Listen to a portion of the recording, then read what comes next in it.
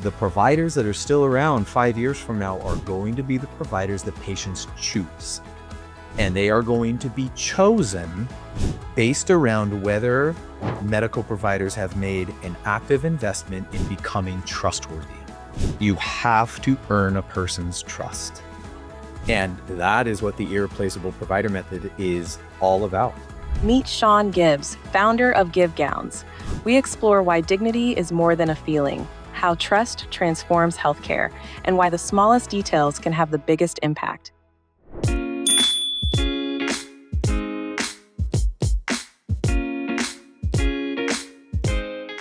Welcome back to the Purpose Profit Shift, where real stories about bold shifts illuminate how we can create a new economy. I'm your host, Rachel Bernier-Green, social entrepreneur, activist, and founder of Thrivo Financial Advisory, formerly known as EJ Consortium, a finance accounting firm designed to help purposeful businesses change the world. A quick word from our sponsor, Thrivo Financial Advisory. Most financial advisors will tell you to cut costs, scale faster, and worry about your values later. We do the opposite.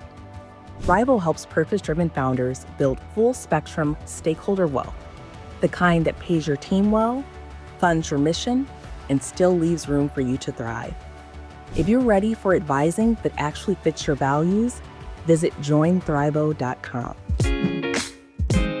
Today's guest is backed by my popular demand, Shawn Gibbs, CEO and co-founder of GIV Gowns and the creator of the Irreplaceable Provider Method.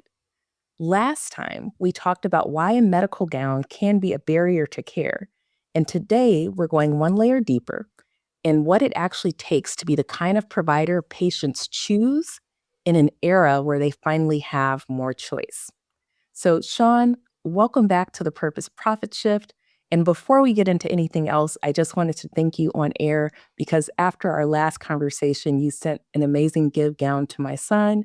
And although he couldn't wear it during his MRI, he wouldn't put on the hospital gown after seeing how comfortable yours was. We were in an all-out two-parent fight to try to get him on board. So I'm not sure if I helped or hurt. I apologize. No, it just made me know that you have a winner. And so I've had my eye on the website because I know that we are going to be customers because there are some other instances for GIV Gowns. Very kind. And there was something you wrote back afterward that I actually wanted to quote back to you. You said that you wanted him to have something that would help him move past the illness defining him and focus on being an awesome kid who happens to be working through something right now. Yeah. And that's a very specific articulation, I think, of what GIV is doing.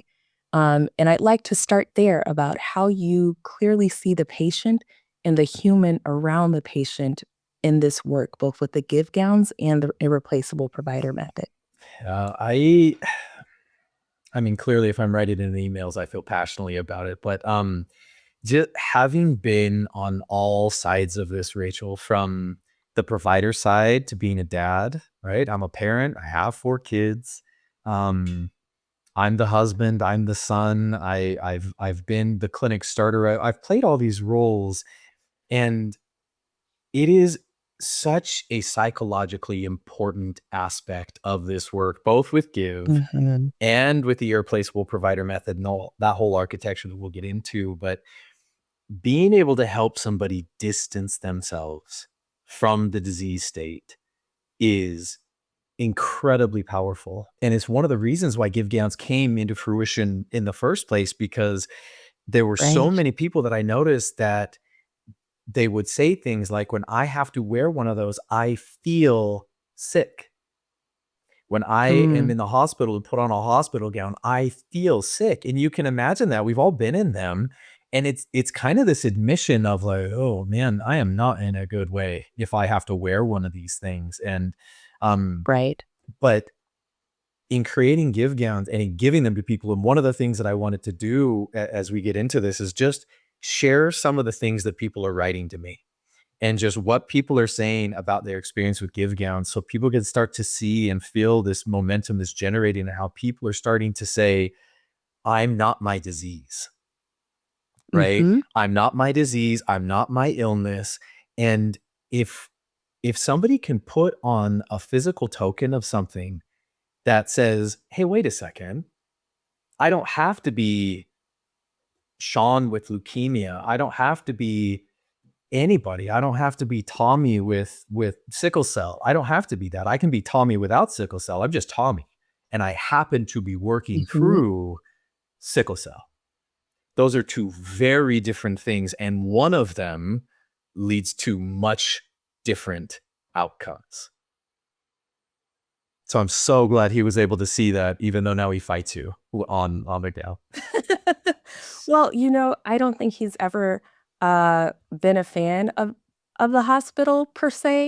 Yeah. Welcome to And the club. yeah, yeah. So definitely, I think after his last experience, he quoted something a character on the Magic School Bus says. He wakes up from surgery and he goes, the character Arnold always used to say this on field trips. He says, I knew I should have stayed home Yeah. today. And the surgeon and nurses, everyone's just cracking up. So the give gown is not the only thing that I think he thinks the hospital can do better. Oh yeah. Yeah. There's a lot of things we can improve on there. Did I get a chance to share a little bit about my 12-year-old friend, JJ, last time? I can't remember if we talked about that. We did not. And that was one of the questions that I actually had for you that we didn't have time for. But I would love if you could share more about JJ now. Well, this ties in perfectly to this whole conversation. So JJ is, he was a 12-year-old boy, kind of lives pretty close to me actually, and got introduced to his story from a friend of a friend, kind of a thing.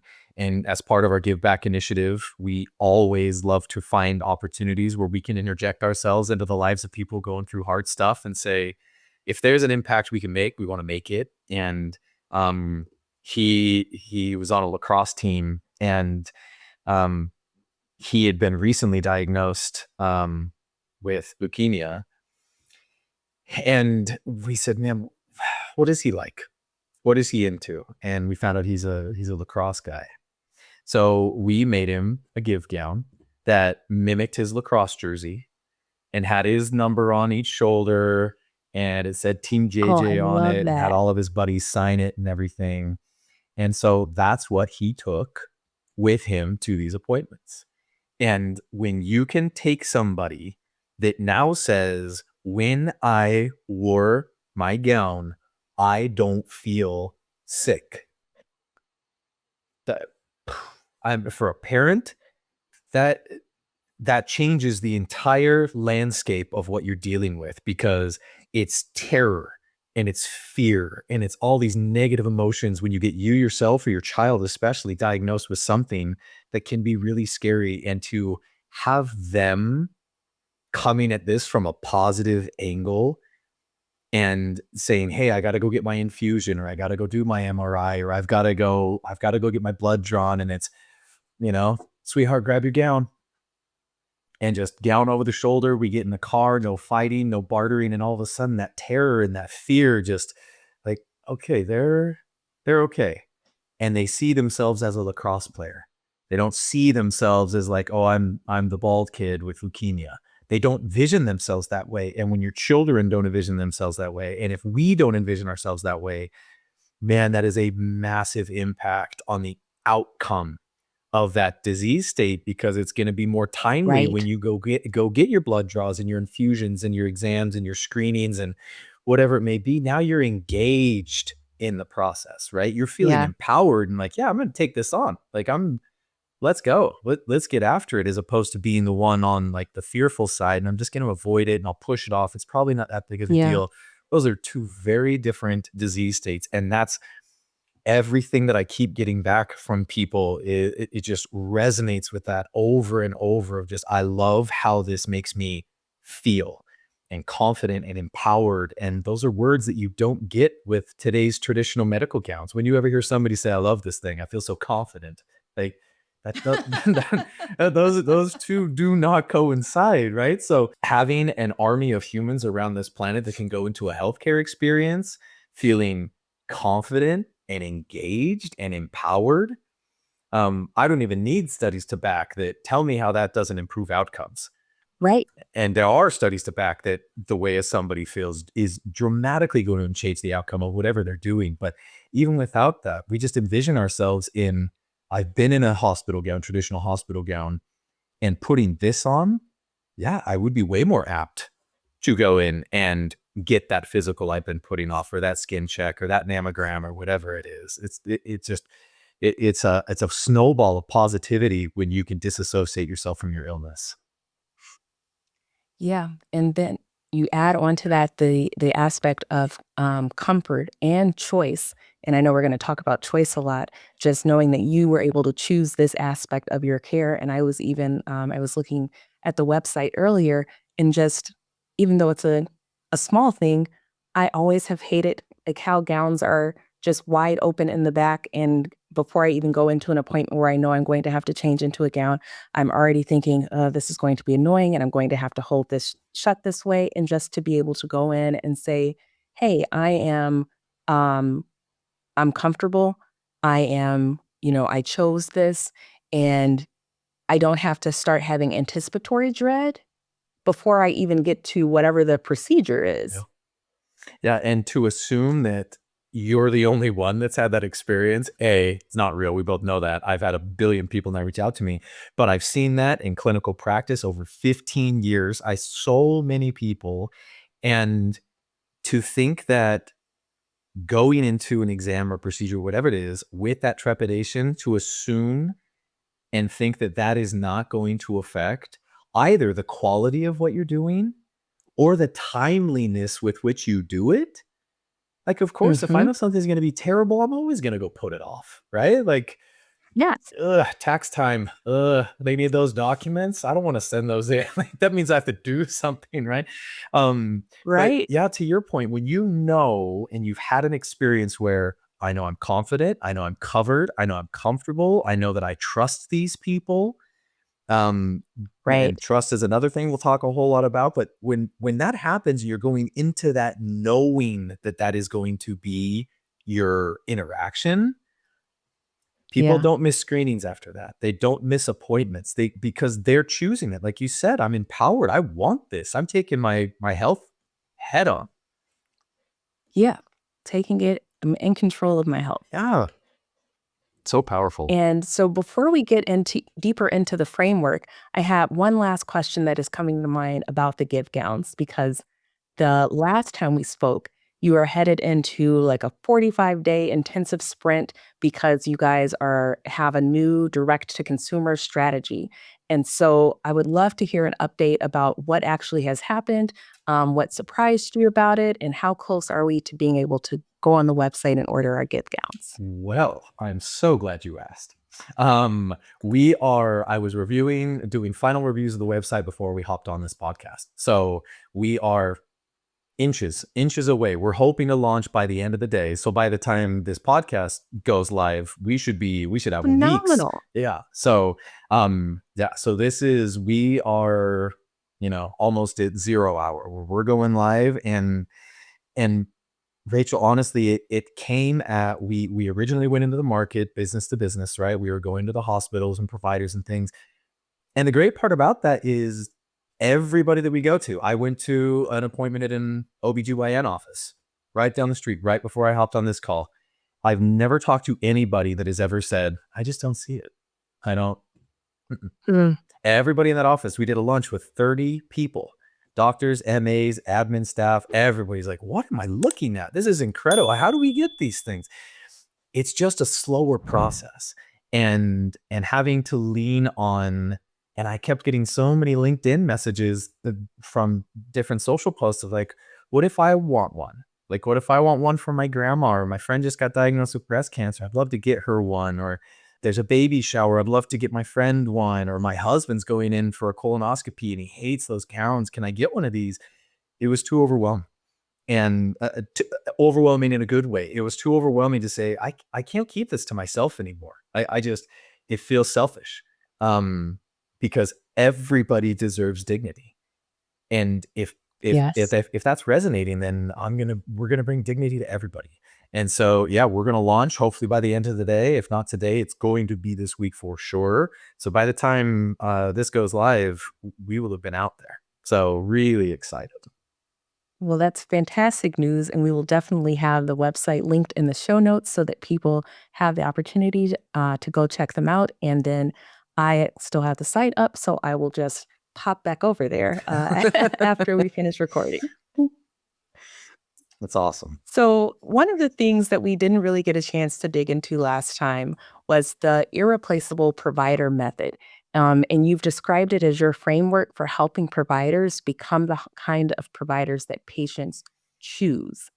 And it sounds like to me that choose is doing a lot of heavy lifting in that sentence because patients have always, to some extent, picked providers. But why is chosen different now than it was before? Oh, I love that question. Because for years and years and years, and historically, what has been the status quo is that, and keeping in mind, everybody, I have an active medical license, right? So I'm not picking on medical providers. I'm talking about myself here. But historically, as a group, one of the things that has driven engagement and appointments and retention and all those things has been that providers have been the source of infinite wisdom, right? If you want Right. information, you come to me and I will provide it. In this age of AI, where somebody can say, I have all of these symptoms, and whether us medical providers like it or not, it's happening, right? It is going to happen, and it has been happening. So we have a choice to make. The choice to make is to say, my patients are now going to come in very educated. And they are probably right about their diagnosis a lot of the times. I mean, AI is drawing on infinite expanses of wisdom to assume that it can't pin down a diagnosis pretty well. It's being ignorant to the situation. So the reason why choice comes into this is because of providers. We have the opportunity now to say, well, I may not be the source of all the wisdom, but some of the things that AI cannot and will not ever be able to replicate is my hand on your hand when I tell you that you have breast cancer. Is that look in your face and saying, we're going to do this. We'll be okay. Right. The patients that are like, I just got to hug you. Like, AI cannot replace that. And the reason why I Right. call it the irreplaceable provider method is that if information is not the thing that is going to get you patients anymore, the providers that are still around 5 years from now are going to be the providers that patients choose. And they are going to be chosen based around whether medical providers have made an active investment in becoming trustworthy. Right. You have to earn a person's trust. And that is what the irreplaceable provider method is all about. And it's not a new thing. It's just something that I've been using these frameworks because I've scaled 3 medical clinics now, right? And I've hired providers and I've trained them and I've used these frameworks for 15 years. And as I was doing this, I was like, wait, Give Gowns is all based on the foundation of trust. It's the physical trust signal that an office can give to a patient to say, Right. we value you. We value your dignity. We want you to feel safe here. But then if the provider comes in and seems disengaged, or their presence is kind of off-putting, or you're sitting in the corner while they're typing on their laptop and you never really make eye contact, the likelihood that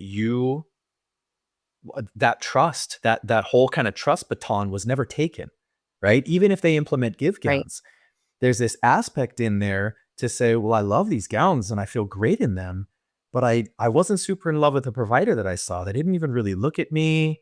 They were clearly in and out in 30 seconds. They didn't seem super interested. I'm not sure what my next steps are. I don't even know if I know what the diagnosis was. And that's not Yeah. to say that providers don't want you to have those things, but their focus and attention, that's not something that we're trained on. If you're lucky enough to have that type of personality, then congratulations. And guess what? They're usually the ones that are booked out 2 years. Right. Is it because they're inherently smarter than every other person in their specialty? Probably not. Probably not. But if you go look at their reviews, I'll bet I can tell you what they say. They spent time with me. We talked. They made me feel better. These are personal relationships, right? They're not talking about, I was so glad I went in and saw that he went to Harvard. That made me so happy. I can now trust this guy. Nobody cares. Nobody cares where you went to school. Nobody cares about the accolades. And that's the part about, that's where the empowerment comes from, and helping providers see that we're so much more than the schools that we went to. We're so much more than the accolades. You're so much more than your titles. Like, you're a human. So one of the things that you can do is distinctly act like one. And when you do that, you're going to find that patients flock to you, because that inherently garners trust. And that's why trust is at the center of this whole architecture, which is GIV Gowns, all lead back to trust. The Irreplaceable Provider Method all leads back to trust, like foundational trust, designed trust into the way that you operate as a human and also as a healthcare system. It is an absolute game changer. And I realize I've been training providers on this for 15 years and find this goes perfectly with GIV Gowns. So we get people GIV Gowns, and whether they want to buy them themselves and take them and bring their own gown, or whether clinics stock them and give them to patients to use as they're doing traditionally now. And then we have a force of providers that have gone through and have been taught, just like anything else. They're taught how to use a stethoscope. I can teach you how to walk in a room. And I know that sounds strange, but the way you walk in a room matters. Walking in a room and knocking and saying, Rachel, hi, how are you? How was your week? How did your podcast go? How did your launch of your new business go? Instant. That's instant. Like, oh, you remembered. That changes the course of an entire visit. And it's one of the things that's been minimized over times. Yeah. I was just at the doctor earlier today. And the fact that, she remembers my son's name, or that she remembers that other family members that are also a part of her practice and says, oh, I just saw such and such, or I just saw this member of your family. Those things matter. The fact that, as you said, sitting down and making that eye contact, it's why I drive, even though I live in a place full of doctors. I drove 45 minutes to this appointment, going out of my way to see this doctor, because I know that she cares and takes her time and actually is thoughtful about her approach to things. And it doesn't feel like I'm just being rushed through in a really like assembly line fashion, is what it often feels like going to the doctor, that you're just on an assembly line and their goal is to get as many people as possible through the assembly line in a given day. And there are obviously constraints because of insurance and other systemic things, but where do you think that trust really starts to break down in these exchanges? Is it really in the big moments, or a lot of the small moments? And what can providers do if they're in a position where they have a practice and they're recognizing that maybe this is an area that they can improve? Again, I keep going back to it just because I've got this experience, but in my 15 years of operating clinics, it forces you to get really unique and to step outside of yourself, because I was the one that was forced into saying, what do patients want? I mean, I started my last office March of 2020, right before COVID hit. Obviously didn't know that was coming. Not great timing. But you got to take a massive step back and say, okay, we got to think outside the box here. What is important to a patient, right? And in working through that exercise and saying, if I'm the patient, how do I want to be greeted? How do I want to do the check-in process? How would I like to be taken back to an exam room? How would I like my provider to come in and talk to me? And it totally took me out of the framework of thinking of it from a provider to say, well, we're going to build this entire thing around patients because they're the client. And it was even having my office staff be like, they're not patients anymore. Stop calling them that. They're clients. And it's weird what it does psychologically to the brain when you're like, well, I've been a client.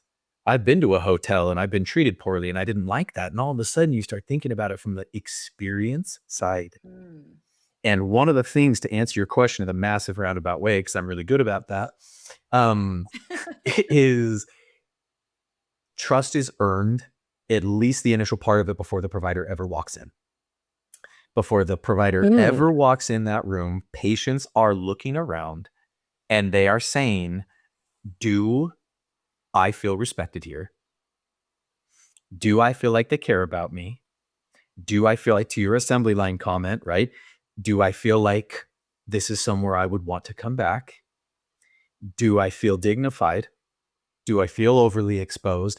They are determining that before you ever walk in the room is what I've, and the reason why I started teaching all this stuff and educating colleagues and systems and all those things is to say, they're making that determination before you ever walk in. Now, what you do with it when you walk in will seal it.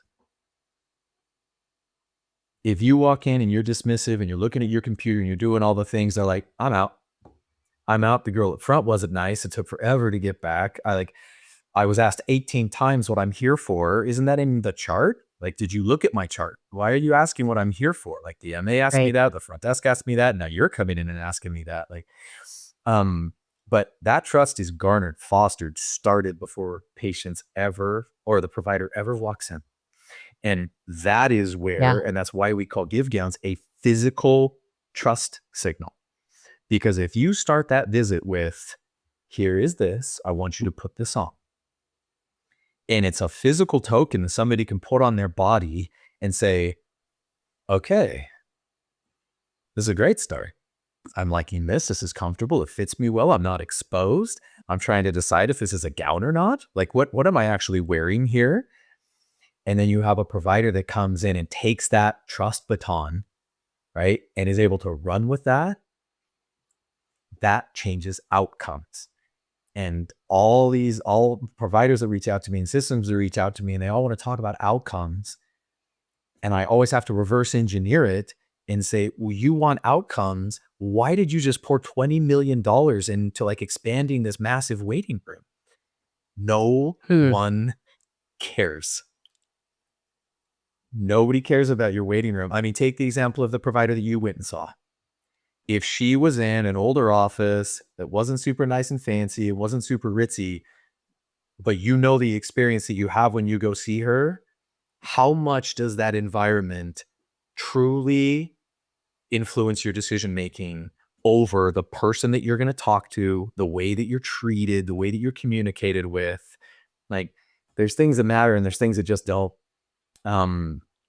Well, like that trust, you have to be priming that prior to you ever walking into the room. And that's where GIV Gowns falls, right? And then it's just an extension from that. Yeah. And one of the things that, as you were talking, that I keep going back to is the parts of the process that you mentioned before that can't be automated, because there's so much in this conversation around AI in healthcare, the diagnostic tools, automated charting, AI scribes. And so we're talking about all of the things that AI can do, what we should have it do, and there's, all of the ethical quandaries that go into that. And I think some providers get lost there. But you mentioned something specifically that can't be automated about being a great provider. How do you go about training people on those things? Honestly, Rachel, a lot of it is, well, like anything that we're doing, when it's not inherent to our personalities, is going to require practice, right? If somebody's never jogged before, you just got to start doing it, and you're going to get better at it over time, and we won't look funny jogging after a while, right? But really, one of my favorite things to do and places to start is to get medical provider systems, whatever it is, and just it's so outside of their comfort zone. I kind of like it. But just saying, how are you truly? How are your relationships at home? How's your relationship with your children and your significant other, your friends, your family members? Like, how is your relationship with work, with your colleagues, with your Yeah. partners? How are you? Because there's a lot about provider burnout right now. There's a lot of Right. that's a big factor that's being thrown around right now when AI and taking jobs and all these things. To just say, how are you? Has anybody ever asked you? And because to assume that we can go into stressful situations like providing healthcare and not be good here, uh, that's a big ask for anybody, right? We all know how we feel about work when we're not doing well inside of our own heads and hearts and minds. So that's one. But the second is to, especially if I can get them in a clinic, I like throwing them in a gown and throwing them in the corner and just say, I'll be right back. And then we just role play it. And it's you Mm. have to see this from the patient's side because until you experience it, it's hard. But once you see it, you can't unsee it. And once I walk in and I'm like, doodling on my thing, like, hey, John, my name's not John, it's Don. Oh, Dawn, sorry. And it's just clear, like, and you get done, you're like, so how was that for you? And they're like, okay, I get your point, right? And they understand about halfway through, they're like, you have to live it from the perspective of a patient. And we have this weird delineation that we create in our own minds that there are patients and there are providers. And it's like, it's this interesting kind of dichotomy there. But Yeah. every provider at some point in their life will be a patient. True. So we just have to help extrapolate that and say, hey, Dr. Thomas, have you ever had a mammogram? Oh my gosh, mammograms are the worst. So you dislike them. They're the worst. I hate them. What do you hate about them? I hate the gown that I see what you did. Right. And it's this like, we tease around about it like I'm trying to trick them, but it's just helping them to see that like you are also a patient and you don't like the experience either. So Right. let's pull yourself out of that a little bit and say, what would you want? And then inevitably they lead to, well, yeah, the reason why I go see this guy or this gal or whoever is because admittedly, we talk and we chat and they know me. And it's like, yeah, there's a personal relationship there, just like anything else. So that drives your behavior. And once they start to click into that, that's really where some of the fun magic happens because now their whole thing is like, well, our check-in process is actually kind of garbage. And Mm. I kind of was so on the whole gown thing, but now like watching patients squirm around in those and try and stay covered, like we got to implement GIV. This is a terrible experience. And now they're changing around systems and doing all kinds of things because they're seeing it differently from a different perspective because they've been the patient. Yeah. And part of what is coming to mind for me is that as I hear you talk, it seems that there is also a shift in how providers think about what are the truly value-added parts Yeah. of being a doctor. Because I think, when we talk about AI, some providers see it as a threat, and your framework really reframes it as a clarifying force because it kind of strips away the parts of the job that were never the value add and leaves the parts that are. And so I think some providers maybe there's also a shift in their minds about what part of their job is the most valuable. Yeah. Yeah. And if it is one of the reasons why I like to get back to how are you, right? Because if Exactly. the only thing you have at home is that I have this title, and without that, Mm. I don't know what I am, that's going to be tough. That's going to be tough. We got some work to do because you're so much more than that. You're so much more than your title, right? You're a mother and you're a wife or you're a husband. Like you have so much more going for you than your medical title. That happens to be your profession.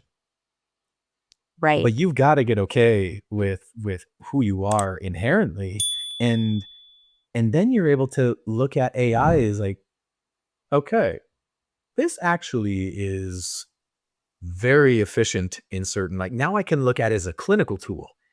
I can look at it like a stethoscope or like a give gown. Like, these can become clinical tools that you get to choose which ones you implement. But they don't have to be something that makes you nervous about losing your job. The only reason why I could ever take your job is if you are providing a more compelling alternative than what AI can offer. Right. But yeah, if I can sit in the comfort of my own home and diagnose myself and then go to the pharmacy and get something without you, because it's not a great experience when I do go in, yeah, yeah, I'm going to do that. I had a patient a couple months ago I'd seen for a decade. And it was so funny because every time she came in, and I would always tease her about it, but she's like, okay, Shawn, I have this. And I'm like, okay, good. You did your Google search. I love it. Okay, tell me why you think you have that, right? Should go through her list. And it was interesting because we were kind of talking about AI implementation and some of this stuff. And she came in probably 6 weeks later. And I was like, okay, what do we got going on? Tell me your diagnosis, right? Like, what do we have happening? And she said, you know what? I finally decided that I'm looking up diagnoses and I'm looking up all this stuff and I'm Googling my symptoms. And then I just come to you because I want you to validate what I've read. So if I've got you, what do I need that for? Yeah. Now, this isn't, I'm not meaning this to be like, and I'm so great at my job. What I'm saying is we have a foundation built on trust. I put in that time. She put in that time. So that when the conversation between should I just look at AI and ditch Shawn as my medical provider, or I'm just going to go to him anyway. So why am I wasting my time Google searching and AI searching? Like, I've got you. What do I need Google for? Yeah. Now you're But chosen. also, I think that there's people often miss that the going to Google or using AI to search your symptoms, usually that is a symptom itself of having been dismissed or not being taken seriously in a Ah, medical setting at some point. great call out. Because for most people, if they have access to a doctor a professional that they trust, Mhm. and back to that trust factor, Mhm. they would go to that person. I know from my personal experience, the times where I am doing searches on my own or, poring over research papers, it's because I am feeling something and I've spoken to, usually a number of medical professionals at that point, and I feel that I'm not being heard and that something's being missed. But when I have a doctor in a specialty where it just feels like they're on top of things, I don't waste my You don't feel time the need. going to, like, second check things because I don't feel a need to, Yeah. because the trust is there. I know that I'm in good hands, and I know that they're being thorough and that they will, be proactive, um, versus other situations where I remember one time, early in the pandemic, I called my immunologist and I had a question for them, and they told me that what I was talking about didn't exist in the States. That was not something that we had access to because they hadn't done the research and they just assumed Mm. that I hadn't done quality search Yeah. and so dismissed that out of pocket. And so then I spent a lot of more time going down that rabbit hole because I'm trying to verify, like, am I just, like, way off Yeah. base, Am or I is there crazy? something Am I here? gaslighting myself? Yeah. Yeah, and then the doctor called me back later and "Oh, I Googled it and you were actually correct." But the trust was gone at that point Yep. because you didn't take me seriously. Mhm. I mean, at least you did in after the fact, Yeah. go back and Google it and call me back, Yeah. but your immediate dismissal that what I was saying was basically like crazy It's town. done. Yeah, It's done. and then when I left that practice, they called and they were bewildered. They were like, why did you leave? It seemed like everything was going so well." And I had to be the bearer of bad news that, there are a couple instances, and it all came down, to your point, Trust. to, decimating the trust that I had in that provider. And you only have so many opportunities to do that before people look elsewhere Yeah. because that's what's in their best interest. And there are elsewheres, right? That's the other part that oftentimes I have to do the same thing and point out the sad truth of, you're not the only cardiologist. You're not the only dermatologist. You're not the only immunologist. Like, this is not 1936. People have options. And back to the Yeah. choice, right? Right. I can choose you, or I can choose somebody else. But at the end of the day, the reason why they're going to earn my vote is because I put out my trust, my willingness to trust you, and then you took it and you ran with it. And like, okay, this is a relationship I can lean into just like any other relationship, but it's built on that foundation, and it's not hard to earn is what I've found is the presence in the room and the compassionate gesture. And like, it's not hard to earn somebody's trust. I was talking with a colleague the other day. We'd done some research and said it takes less than 48 seconds to through your gestures and physical presence for somebody to feel like they can trust you. So when providers are like, man, I don't have that much time to spend with somebody, I'm on a really tight schedule. Like, no, that's not going to fly. Because that presence, it carries a lot of weight. And Yeah. it doesn't mean the visits have to be 2 hours in order for you to gain trust. I mean, you don't have to go to like, tell me about when you were a baby, but saying, this is my name. What's yours? Tell me, like, I understand that you are concerned about this. Oh, they read my chart. Fantastic. Like, you just took out 10 minutes right there by having somebody not reiterate what they've reiterated to the front desk and the medical assistant, right? Like, there is a Right. way to do this that can be really efficient and earn you trust. And now Yeah. you have a new immunologist. Now you have a new whatever, right? And it's like, yeah, Mhm. just thanks for trusting me. Yeah. So, for the providers that are listening right now who are exhausted and who are still, despite this conversation, feeling a little bit replaceable, and they're wondering, do they even stay in medicine? Yeah. What do you want them to hear from you? Man, first and foremost, I want them to hear, and I want them to remember why they got into this in the first place. And if you're willing to take a step back and just say, why did I ever start this? I promise that you can recapture that energy. You can recapture that joy, and you can recapture the reason why you started it. It does take a little work, right? Yeah. But I can talk to any provider on this planet and say, tell me how you feel or how you would feel if you were to walk out of your day having interacted with a whole bunch of confident, engaged, interactive patients. And everybody's like, oh man, well, if I had a clinic full of those, that'd be incredible. I'd love every day because we're both interested. You can have that. You can have that by going to the roots of dignity and trust and make your decisions of what to do within your clinics, your facilities, your sphere of influence on, does that garner trust and does it address a person's dignity? Because when you do those, Right. that gets a patient's confidence. They'll extend trust, they'll be more engaged, and then you'll see better outcomes. And that's what you both want. So it can be better. It can improve. You can set boundaries, right? Like, you can do things to get that energy back. It is totally doable. I've done it a lot. I would love to talk to them before they ever consider quitting medicine because we need them. We need them. Yeah. But we want to have good relationships with them and have this be a good partnership. And what else would you say specifically to providers about your framework that we haven't covered yet today? What are the other important takeaways that you'd want them to keep in mind? I would want them to keep in mind that this is going to resonate to my medical provider friends because we're very good at algorithms and we're very good at, like, there's a structure to this thing. I have an entire acronym called our trust. I call it the trust framework, right? That maps out, these are ways that you can garner trust quickly, right? It doesn't have to extend your visits.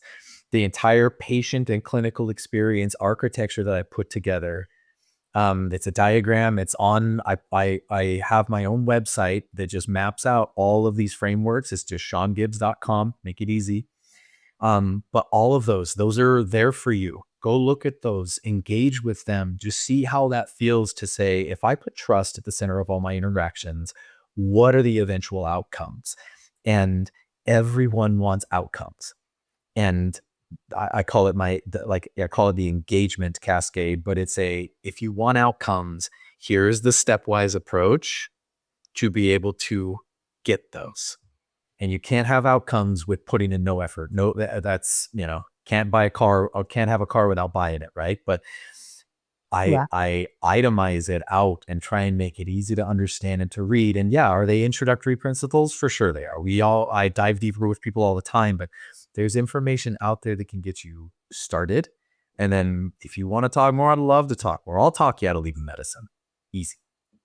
So I love that. And also, I'm thinking as I'm, hearing you talk about this, that framework, the trust framework, is probably pretty transferable to other professions. Because professions, for example, like mine, in many ways, the service that we deliver is trust. Uh-huh. Like, yes, there are tangible outcomes that we deliver outside of that, but it is very trust driven. And when I think about training people to deliver these types of services, I'm thinking I'm actually going to head over to ShawnGibbs.com as well so that I can check out the frameworks and see if I can apply them when, I'm training new staff in the approach that we take to client service. Yeah, and what's interesting about that, Rachel, is a lot of the people that have reached out to me, because I've started doing trainings much more commonly now since I decided to put this out there, and a lot of them are general businesses doing a lot of different kinds of things, because That does not surprise me at human all. dignity, when you put that at the core of what you're doing, and I always base it around outcomes. Whether it's a Yeah, Fortune 500 company, that's a SaaS company, whether it's doing attorney work, whatever it is, it's what are the outcomes that you want? Like, okay, right. these are the things that we want. Fantastic. Let's roadmap how to get there. But it's transferable across every aspect of human behavior and every business interaction. Tell me your outcomes and I can help you get there. Um, does it take work? For sure it does. But if you're willing to do it, like, these things are principles that applied in every avenue. They just work. I've been doing it for 15 years. Like, when applied, it's not just medicine. To your point, Rachel, it can be applied anywhere. So, and it makes it to where both the receiver of the service and the giver of the service both come to actually love and enjoy what they're doing. And sometimes it's love what they're doing again. They're reminded that this is why I Yeah. started it. Because when you have people that are trusting you and are confident and are engaged, you get better outcomes.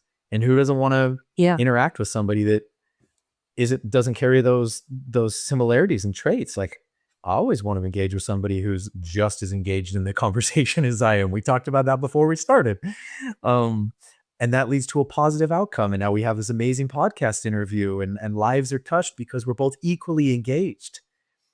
But if I can tell that, man, Rachel is not feeling this interview and I'm boring and don't say anything, what's the likelihood that this is a positive outcome for anybody? It won't be. It Yeah. won't resonate.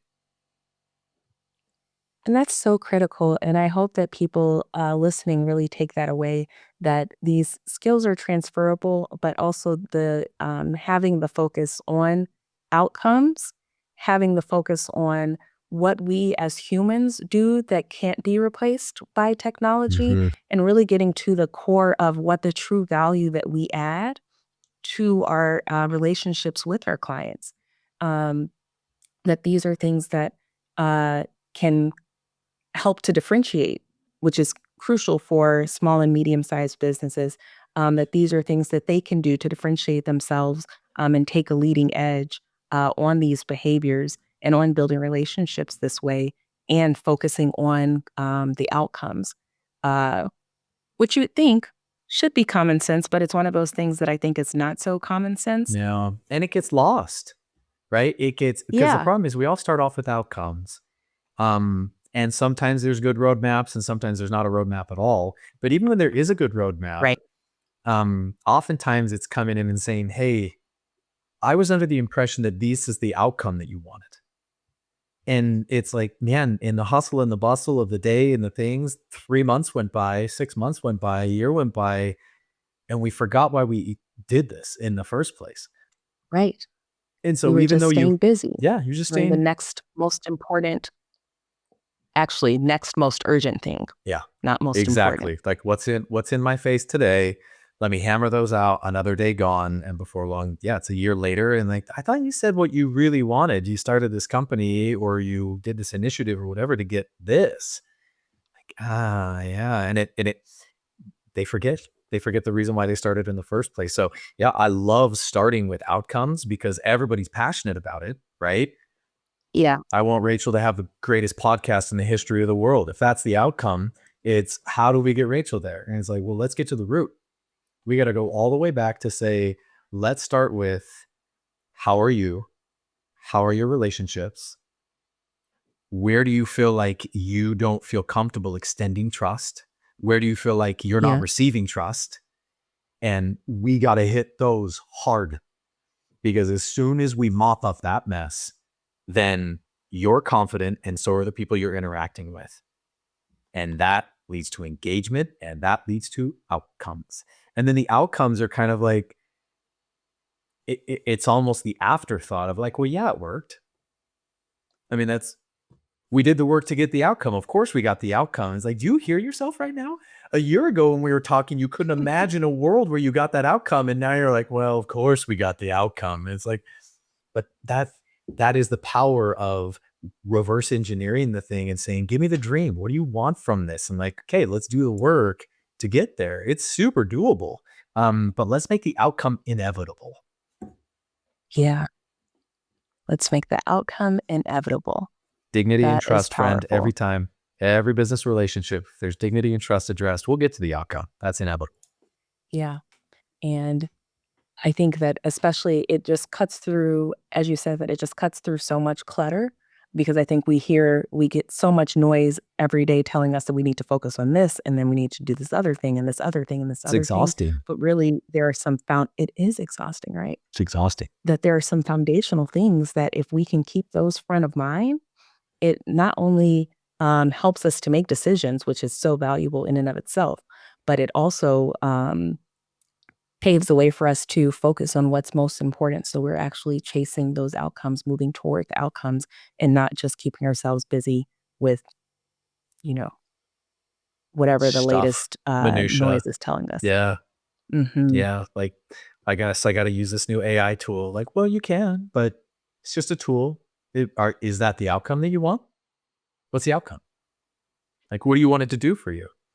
Let's engineer that and find out if you actually do want it, or if you just feel like I have FOMO, and if I don't implement it, then I'm going to get left behind. Like, that's not true. Yes. Find myself having so many client conversations around the new shiny thing, Yeah.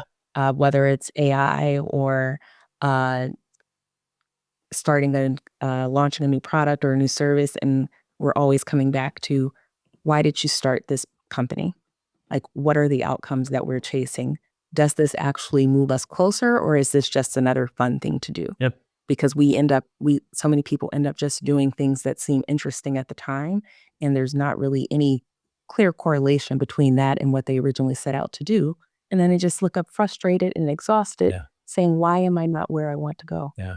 Well, and it's, those shiny objects are so much easier to chase because they give instant gratification, Oh, yes. right? It's oh, here's the new thing. I'm going to chase that. And in so doing, I'm avoiding the conversation that Shawn keeps wanting me to have, which is to say, how are you truly? How are your relationships with yourself, with others, with people around you?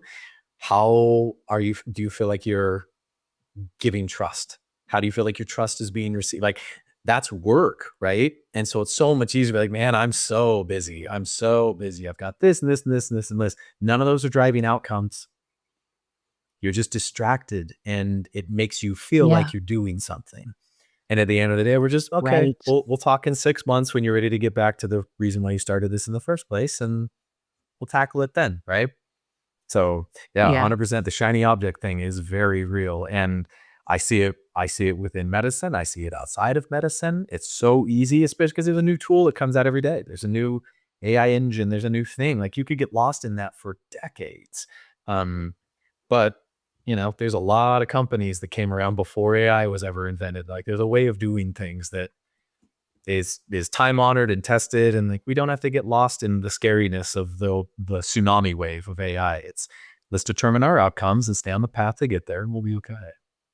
So, on that note, I would love to, and I can guess your answer, but I would love to ask for the outcome that's at the core of the work that you do. You're gonna get me passionate, friend. You're gonna get me passionate. Um, Jump on your soapbox. the outcome that I want, Rachel, in starting Give, in having the irreplaceable provider method, the outcome that I want is I want us as humans to get to the core of dignity and trust, if I haven't said it enough. We've departed so far away from that, that I believe that's a lot of where we find ourselves today, just generally worldwide with everything. There's a lack of trust and there's a lack of human dignity that is just not being observed. And even within the medical field, it's become commonplace to where there's just like, you just strip down and get naked. It's just what you do. That's what you're here for. Like, deal with it. Exactly. Just suck it up and do it. Yeah, no, no. It doesn't have to be that way. And there is a better way. And, the amount of times when I would be doing exams on people and I find out that I'm the second person that's ever seen them like that before. Like, Yeah. not everybody's comfortable just stripping down in front of you. So Right. I want everybody to own their own dignity. And if they're not feeling comfortable, whether it's in their healthcare situation or anything else, I want to get to the root of how can I, in making Give Gowns available to every human on this planet, I want you to own your dignity and I want you to feel comfortable and confident going into those healthcare exchanges. And I want us to start trusting each other. And that has to start somewhere. And this is my little piece of the puzzle. But it's the Yeah. world that I live in. And meaning this like started in kind of my healthcare world and now it's expanding outside of it. But Right. that is my outcome, is if at the end of all of Yeah. this, I can say, man, Rachel felt dignified and confident when she went into whatever she was doing. And this guy in Taiwan messaged me and felt confident and dignified and engaged when he went in for this.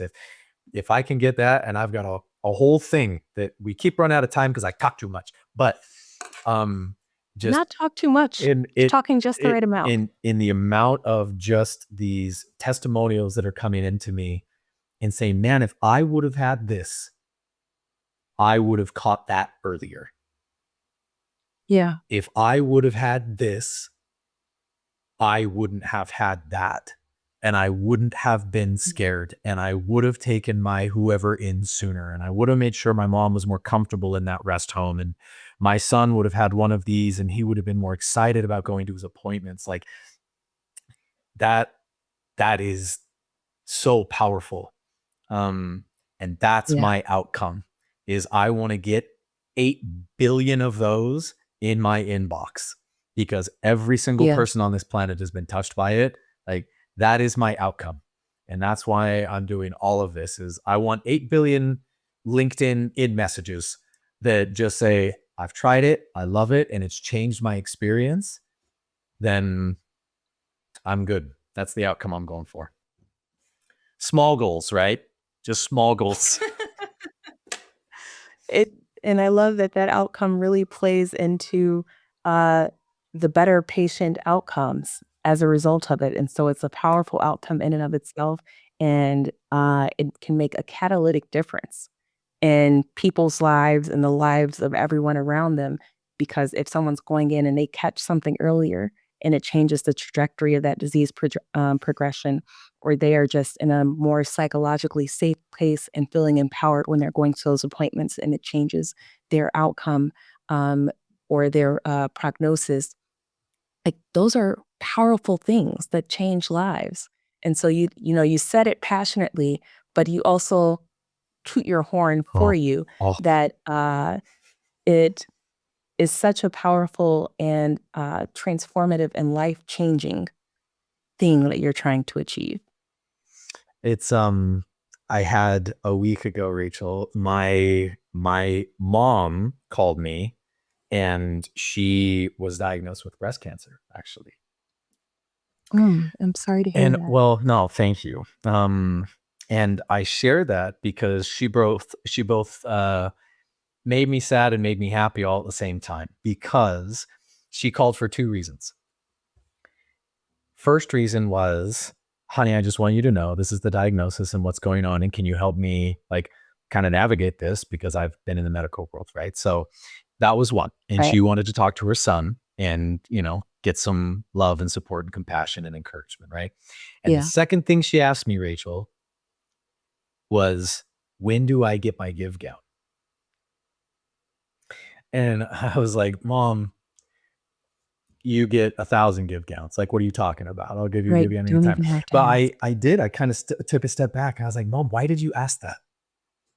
Like, what else can I help you with? And she said, those are the only two things I called for. Like, you called me to say, here's my diagnosis. And then when do I get my give gown? Like, I need to know more about that. Why did you do that? Is it because I'm just your son and Yeah. you know that I started the company? Like, what is behind that?